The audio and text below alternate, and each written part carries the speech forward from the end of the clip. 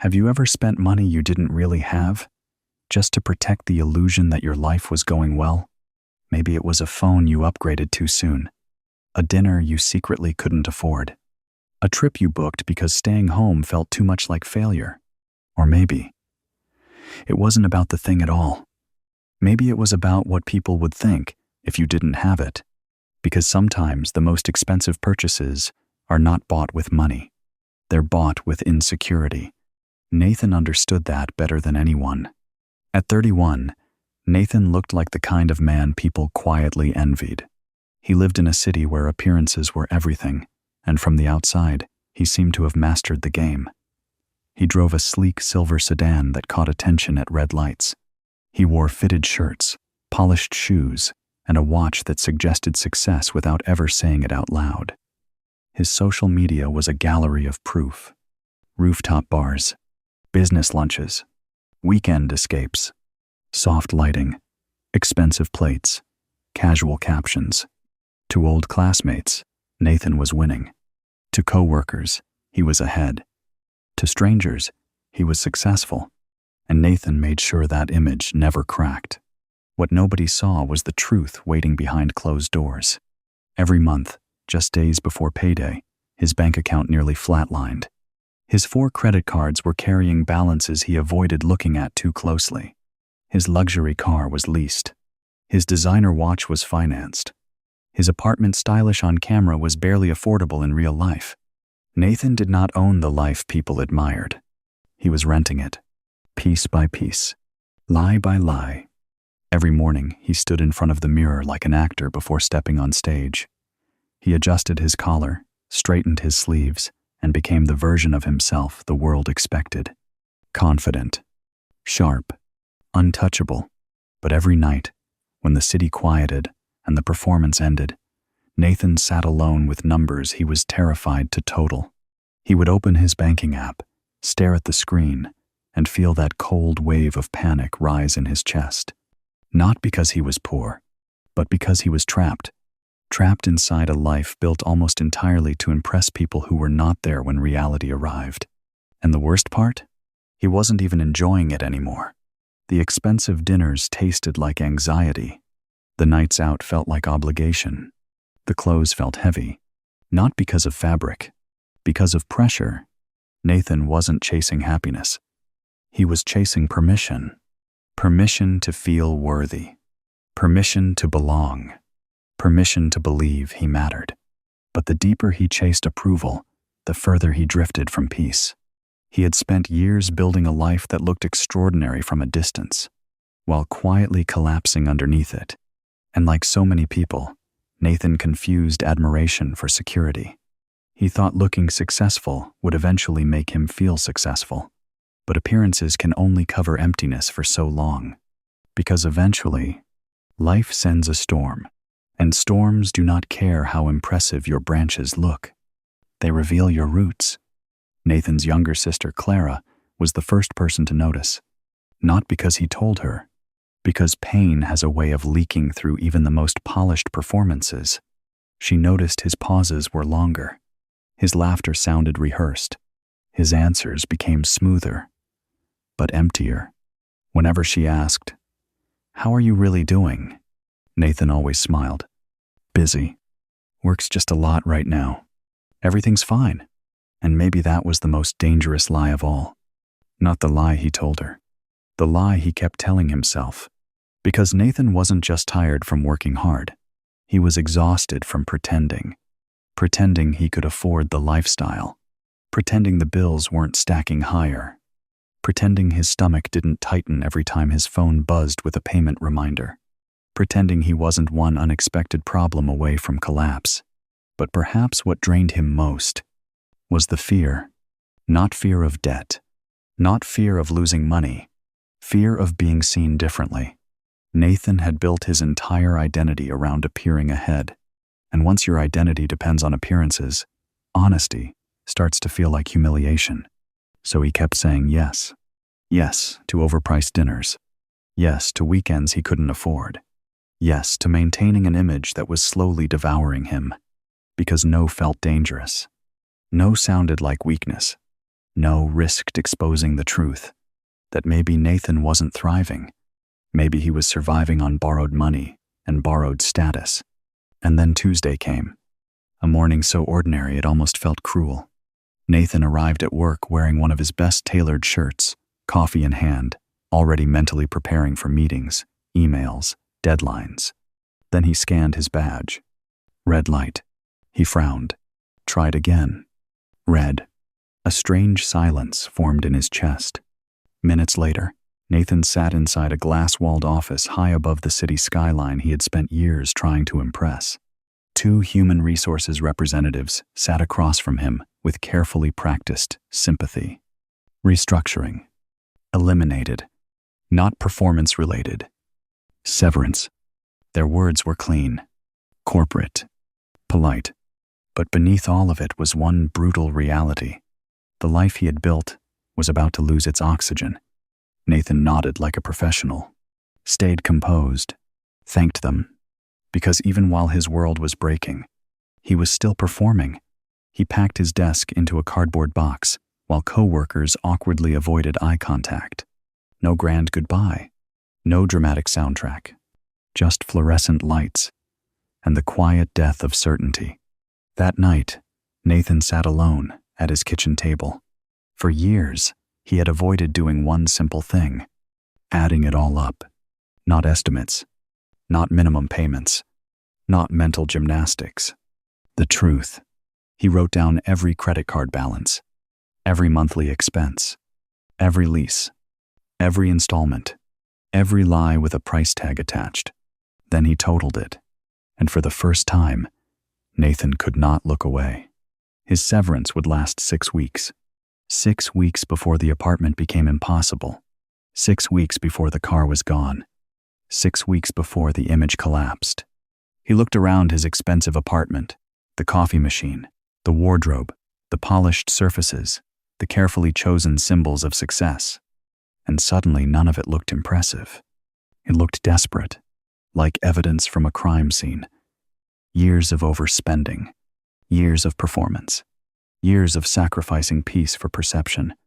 And sitting there in that unbearable silence, Nathan realized something that hit harder than unemployment itself. He had not built a life.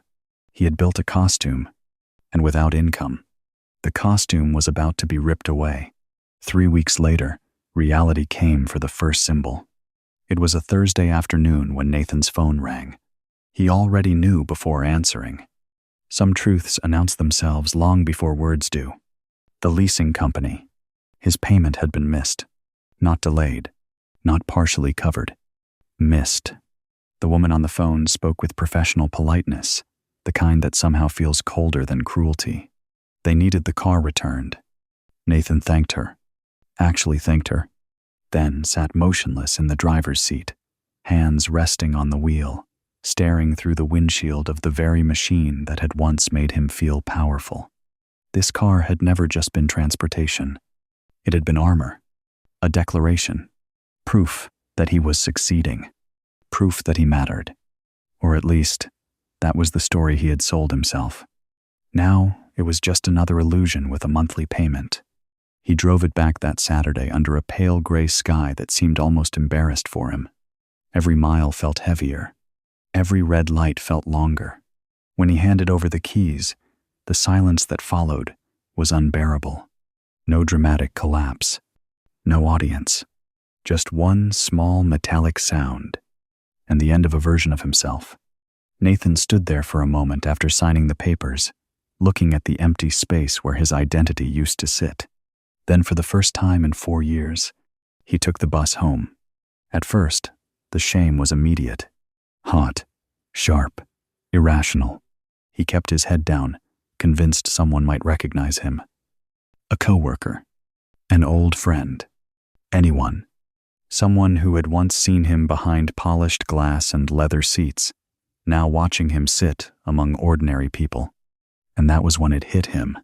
Not how broke he was, how terrified he had always been of looking ordinary. Nathan sat by the window, forehead pressed lightly against the cool glass, watching the city move around him. People got on. People got off. Nobody cared who he was. Nobody cared what he wore. Nobody cared that he no longer had the car. And suddenly, something inside him cracked. For years, he had built his life around avoiding this exact moment, being seen without status, without symbols, without performance. But here he was, and the world had not ended. No one was laughing. No one was pointing. The humiliation he feared for years had existed mostly in his own mind, and beneath that shame, another emotion began rising. Grief. Not for the car, for the years. Years spent exhausting himself for approval that was never truly keeping him alive. Years spent saying yes when honesty would have saved him. Years spent performing wealth while starving for peace. Nathan realized he had not been afraid of poverty. He had been afraid of perception. Afraid that if people saw the real him less polished, less impressive, less curated, they might decide he was less valuable. But on that bus, surrounded by strangers who did not care, Nathan faced a devastating truth. He had sacrificed his freedom to impress people who were never thinking about him as much as he imagined.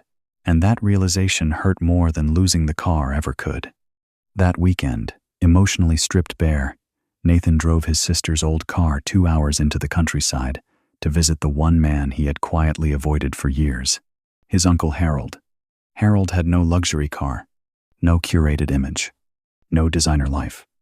And yet, somehow, he had something Nathan was only now beginning to understand had always been priceless: peace.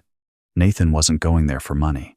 He was going because when your illusions finally collapse, you stop looking for people who look successful and start looking for people who are actually standing.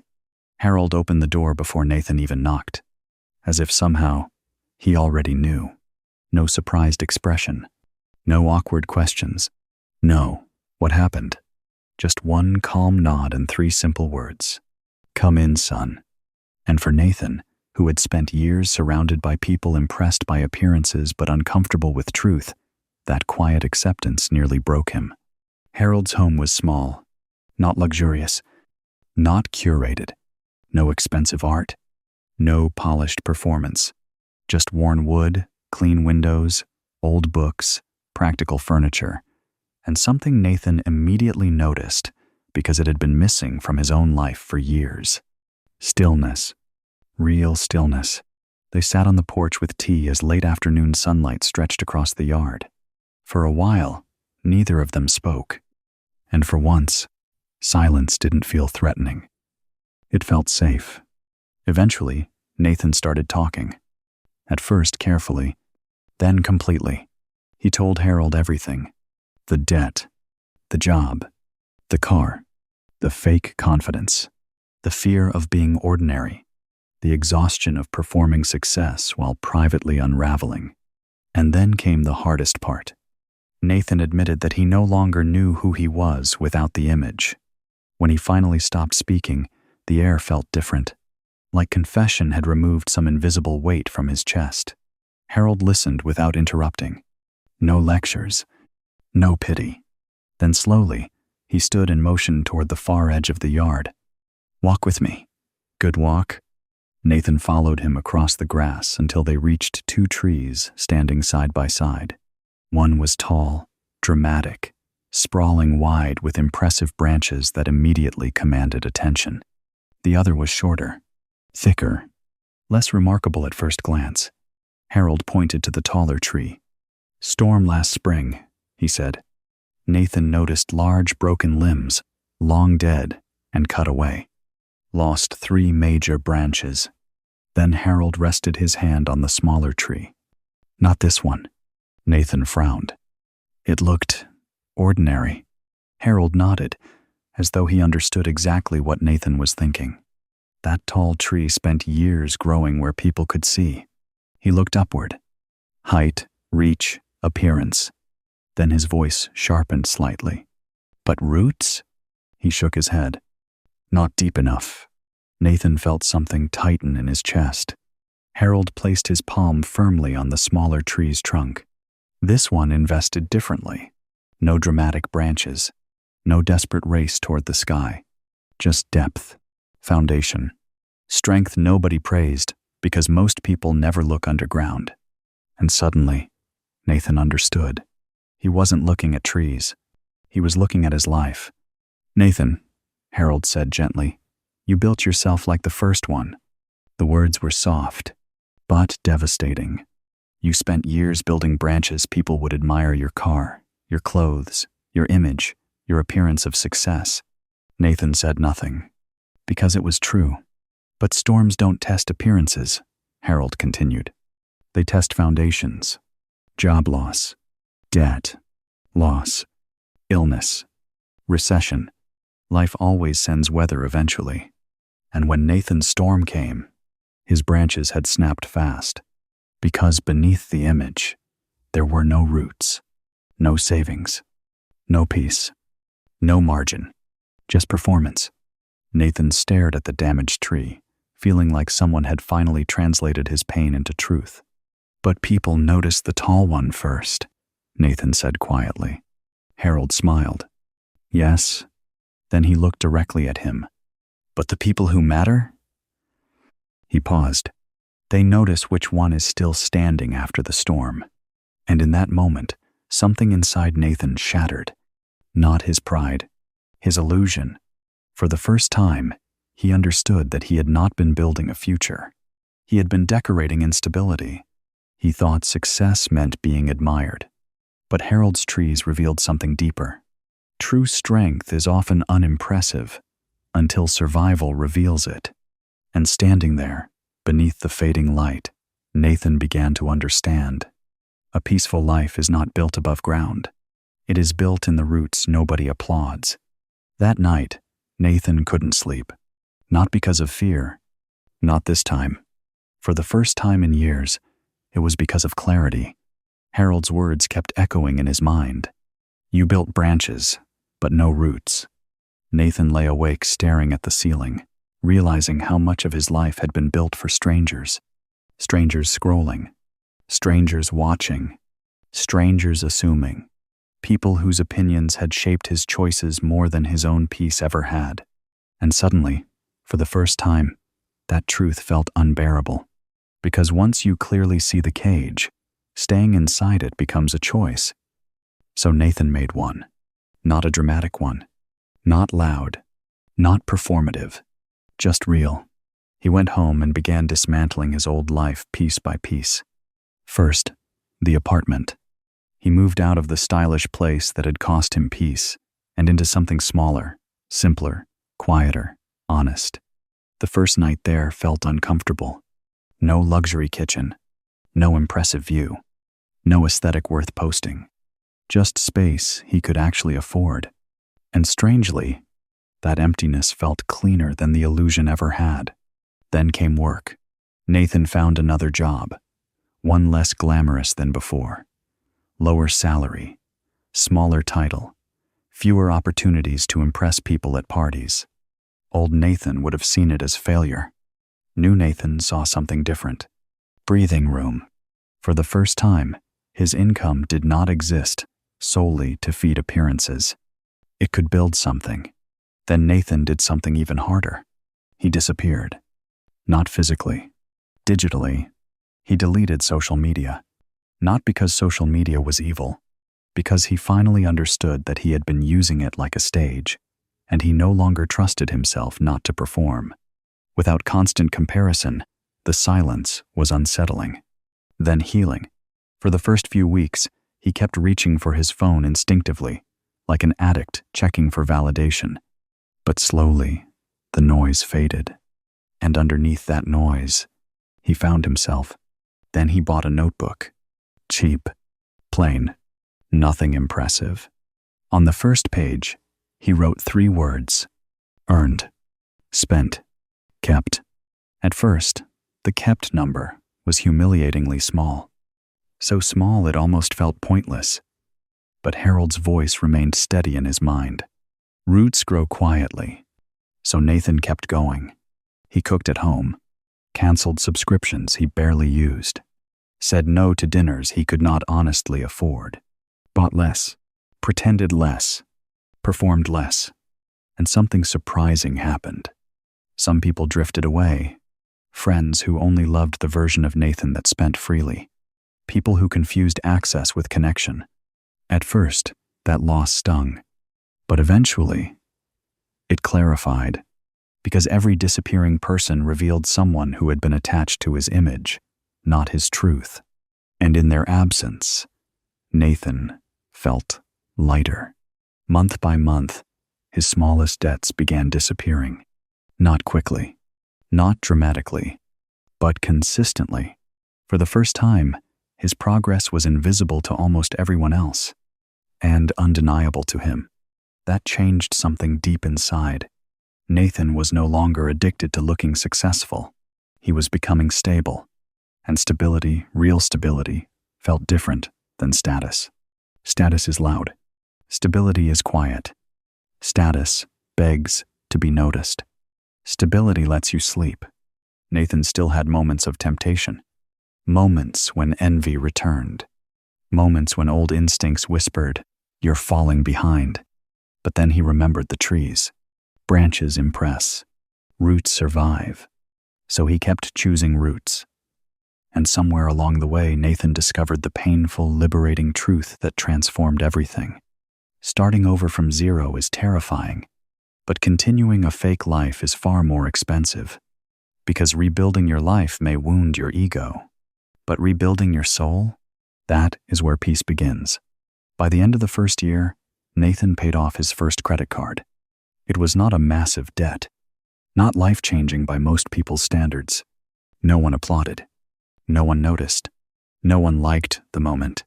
But when Nathan looked at that balance and saw zero, something inside him shifted. Because for the first time in years, he was no longer buying the appearance of progress. He was making it. And that felt different. Different than expensive dinners. Different than luxury purchases. Different than compliments from people who only admired what he projected. This feeling was quieter, but deeper. For the first time, Nathan felt proud. Not of what people saw, but of what they didn't. He called Clara that night. And this time, there was no polished script. No pretending. No edited version. He told her everything. The debt. The fear. The job loss. The bus. The shame. Harold. The trees. The notebook. The years he spent performing a life that looked successful while privately falling apart. When he finally stopped, there was silence on the other end. Then Clara said something Nathan had needed more than admiration his entire life. "I'm proud of you. Not proud of your car. Not proud of your image. Not proud of your lifestyle. Proud of you." And somehow, that healed something applause never could.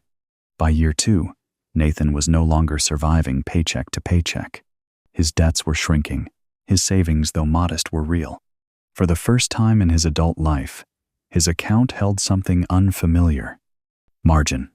Breathing room. Safety. Peace. He still lived simply. Still tracked every dollar. Still wrote monthly in his notebook. Earned. Spent. Kept. But now those numbers no longer felt restrictive.